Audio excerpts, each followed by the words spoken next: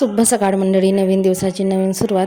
Dry fruit तर नेहमीच राहतात. बऱ्याच दिवसापासून मी आज भिजवली, कारण कंटाळा पण येतो कधी कधी भिजवायला. रस झाल्यानंतर कोमट पाणी प्यायची नेहमीची रोजची सवय.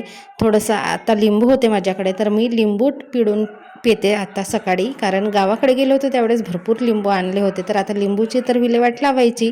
सडा रांगोळी झाली. इडलीचा बेटर फ्रीजमध्ये ठेवला होता, तर रुद्रांसाठी आता इडल्या करून दिल्या. आणि फ्रीजमध्ये बेटर ठेवल्यानंतर ना, जशा आपण इडल्या करतो तशा ते एवढ्या चांगल्या होत नाहीत.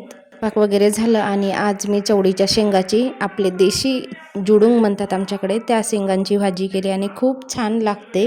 शिडी पोळी होती, तर ताव्यावर भाजून घेतली, एकदम पापडाप्रमाणे कडक केली. मला आवडते तशी पोळी खायला. स्वयंपाक झाल्यानंतर थोडीशी भांडी होती, ते पण घासून घेतली. रुद्रांश शाळेतून आला त्यानंतर वर्क करायला घेतलं. होमवर्कमध्ये युनिफॉर्मचं पिक्चर काढायचं होतं. मला जमलं की नाही माहीत नाही, पण काढण्याचा जर प्रयत्न केला, कारण कंटिन्युटीमध्ये नाही आहे आपल्याला, तर तेवढं काही परफेक्ट तर होणार नाही, पण प्रयत्न केला. आणि इथे मी बेल्ट घेतला होता, कंबर दुखते म्हणून, कंबरीला सपोर्ट देण्यासाठी मेशोवरून. तर खूप छान आहे प्रॉडक्ट आपल्या कमरेला सपोर्ट वगैरे देण्यासाठी.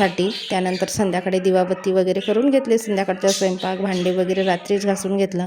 जेवण झालं. जेवण झाल्यानंतर बाहेर निघालो फिरायला. तर बाहेर बघितलं तर स्ट्रीट लाईटच नव्हती, पण आपल्याला रोजची सवय झाली आहे, तर थोडंसं अंधार असला तरी फिरता येतो. तर असा होता आजचा दिवस. गुड नाईट सगळ्यांना. Bye bye. लाईक करा, कमेंट करा.